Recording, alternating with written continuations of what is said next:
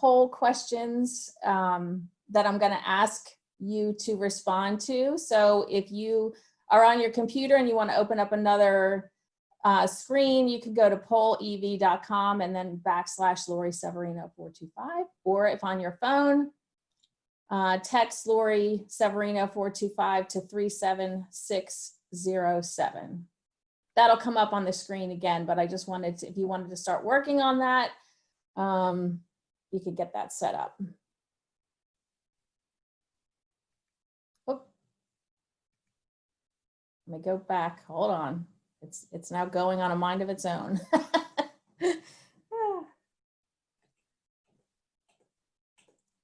Okay, so if you would go to the poll, I just want to find out who I'm speaking to so that maybe things that pop up, I can specifically talk about things that relate to each person.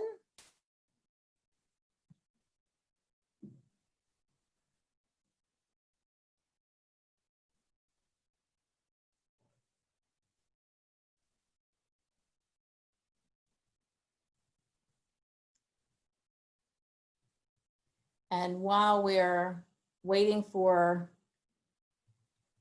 responses to come in, are people able to get on? Yep, great. That's good. It means it's working. So I'm going to be talking today about how you can use the RDCA and creative ways to teach for students specifically with learning disabilities, dyslexia, dysgraphia, dyscalculia. Give it another couple seconds. So college professors, PhD or EDD students, and somebody that doesn't fit my choices.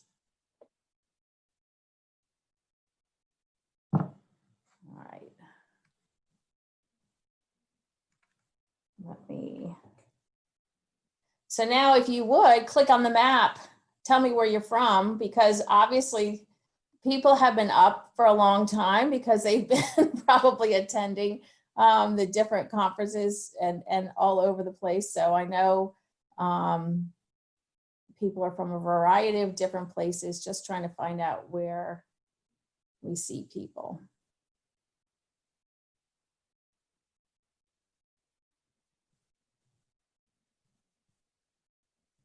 Great. And it's going to be another long day for people, I fear. So as we get started in this, I want to talk about why we would want to have creativity in schools. And Chu et al. In 2017 talked about why creativity is so important. It leads to development of critical thinking, problem solving, communication, and collaboration. And it helps to develop accomplished, well-rounded citizens. And the standards in K-12 schools in the US are really around the top two, critical thinking and problem solving. And they are also the most sought after skills in the workforce right now. So to be developing this in our students while they're in school is critical to the jobs that are going to be available once they are out of high school and college and starting their careers. So really important to focus on developing that creativity in schools. And in 2018-19, Gallup did a study, and the 5 findings that they came out with, that they believe that creativity, so it was parents and teachers that responded to this poll, and that it produced positive critical outcomes, especially when they leveraged technology.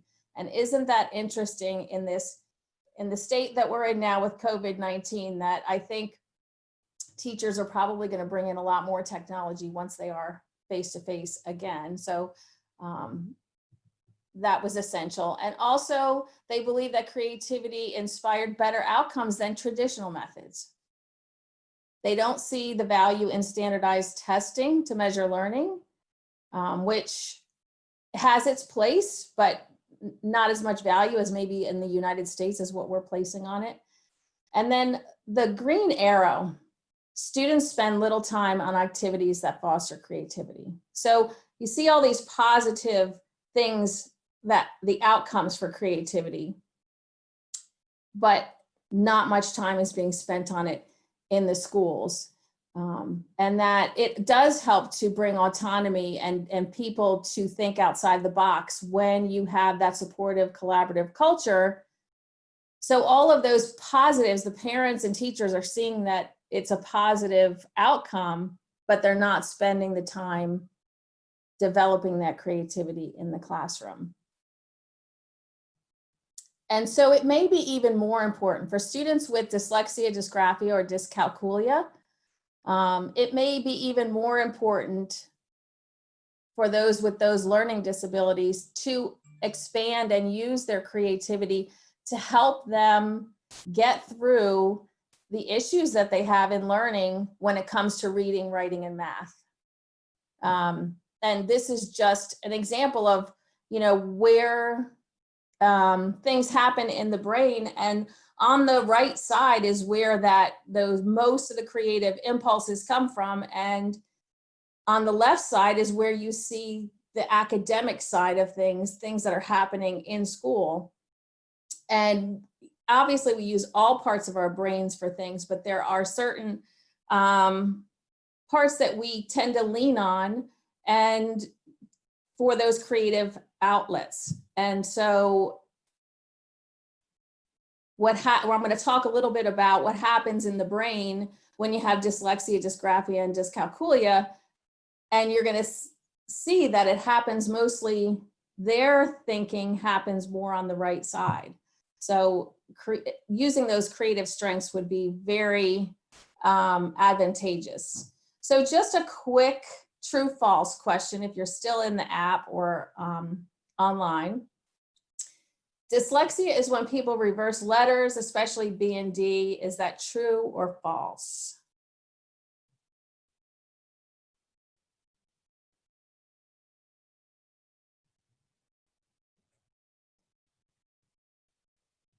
We have some smart cookies in the group. So yes, it's a characteristic that can sometimes happen, but it is not what dyslexia is.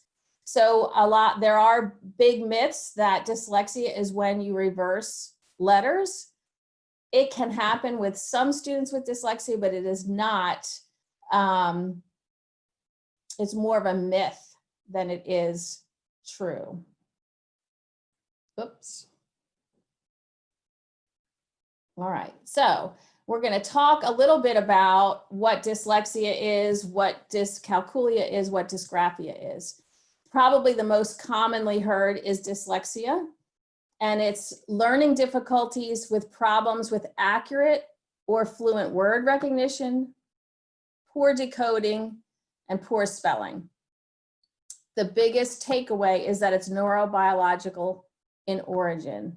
So when you learn to read, it focuses on these two areas of the left side of the brain. You hear sounds and words, and then you have to take all of that information, and then you have to learn to map that to letters and know the sounds of the letters, and then putting that together to make words, and it has to be mapped in your brain. And that's happening on the left side of the brain. And a lot of people with dyslexia, when they are trying to read, they are using, so there should be a quick highway pathway in the brain from reading to comprehension and to actually reading the words and spelling the words. And for most dyslexic students, they're using kind of a back road map in their brain. So if you picture country roads, they're going from the left side of the brain to the right side of the brain, back to the left side of the brain, back to the right side of the brain. They're not using a highway. They're using a bumpy back country road as they're learning to read. And so that they don't know exactly what caused it. They do know that it is hereditary. So it could be, you know, passed on in the genes in the family, but it is definitely happening in the brain, and it's an unexpected issue. So it's not a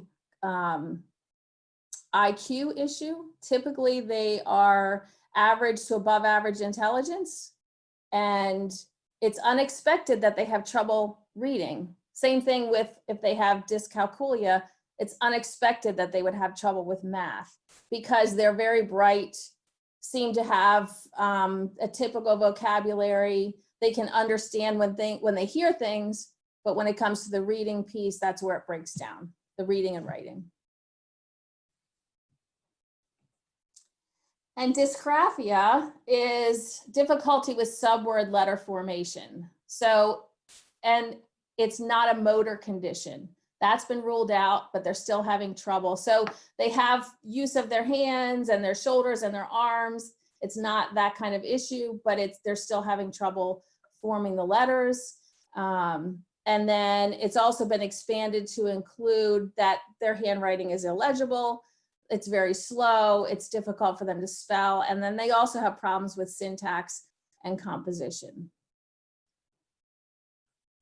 And then dyscalculia makes it hard to make sense of numbers. So anything that has to do with remembering number facts, adding, subtracting, multiplying, dividing, they're really going to struggle with that. And again, still happening today. It's happened a lot in the past, but even still today, teachers will think the student is just lazy, giving up, not trying hard enough. It is not the case. When they have these issues, it's something in their brain that's not making those connections. And so is there a link between creativity and mostly what's been studied is dyslexia? There haven't been studies on dysgraphia or dyscalculia. So what I'm going to talk about here is specifically on dyslexia. And so you'll see that in some of these studies, it'll say boys with LD, so learning disabilities, or they've been developmental dyslexia. So developmental dyslexia is what we're talking about, where it's because of something that's happening neurologically in their brain that they're still developing and learning. So back in 1992, they found a positive correlation between creativity and interpersonal problem solving. So our kids with dyslexia are having these strengths. And then in 1997, students with developmental dyslexia had a higher propensity for intuition aspects of creative thinking. And then in 1999, students with developmental dyslexia had higher levels of creativity on figural tests.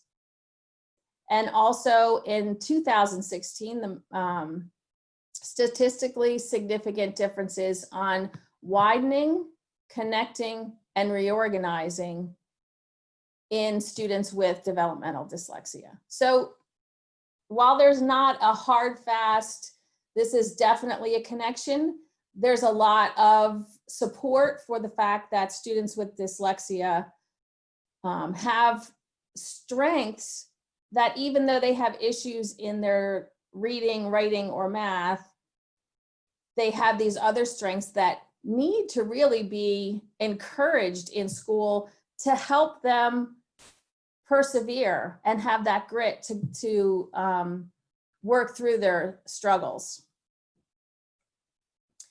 So what we're talking about, some famous people that have been identified as having dyslexia. So Charles Branson, Ansel Adams, Henry Winkler, Charles Schwab, and Jorn Utzon, who created the architect that developed the Sydney Opera House.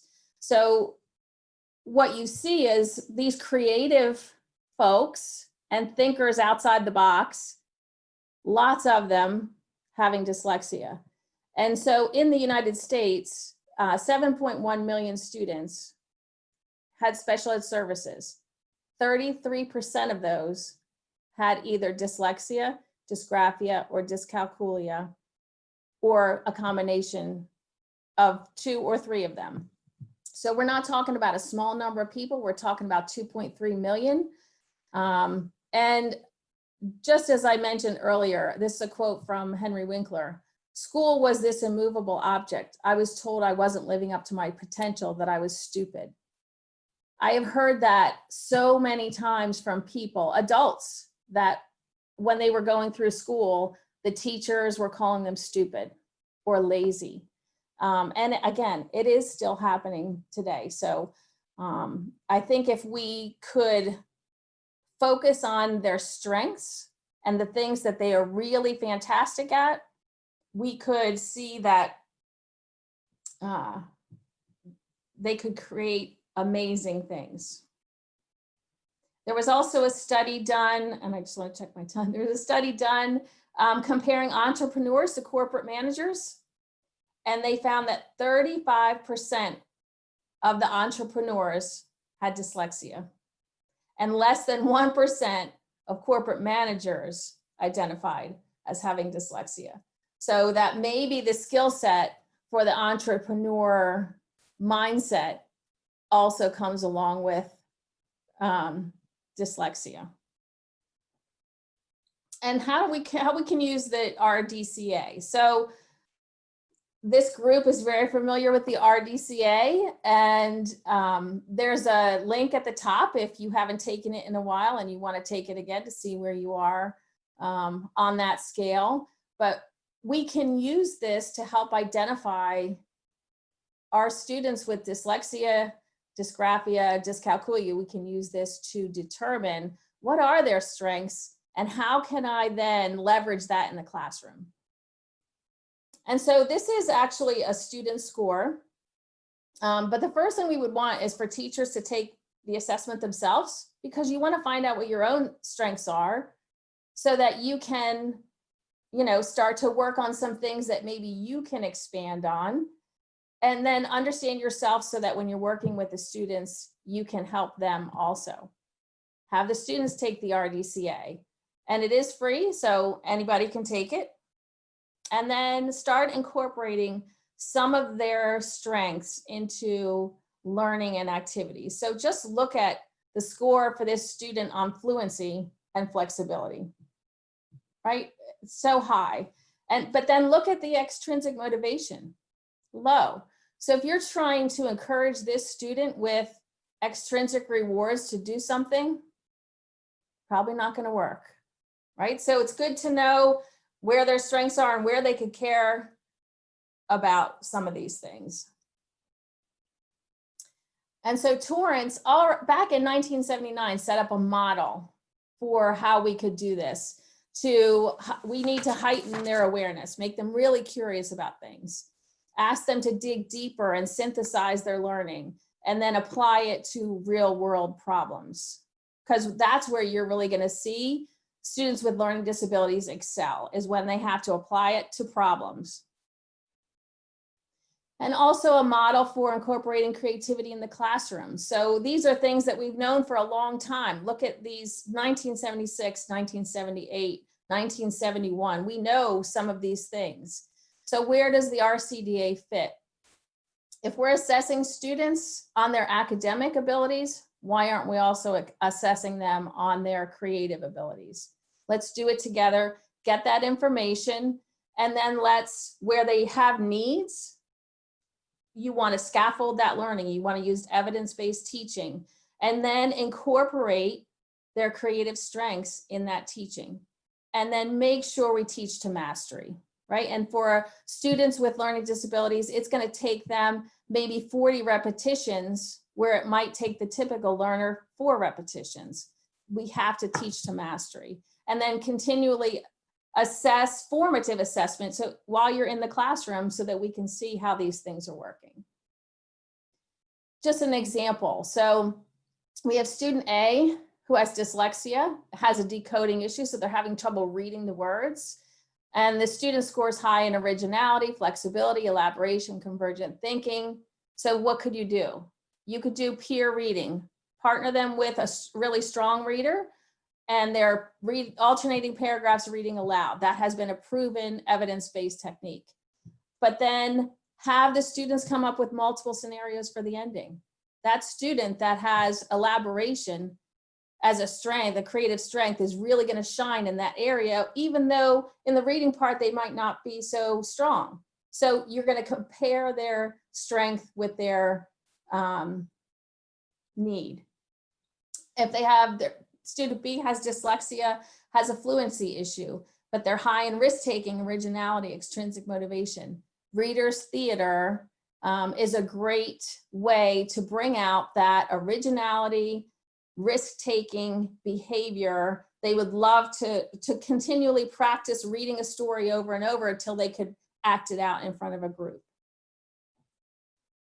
So a student with dysgraphia, with scores high in convergent thinking and fluency, give them an object, such as a thimble, and ask them to come up with as many uses of that object as possible, and provide that student that has high convergent thinking as the thought leader and have them lead the group.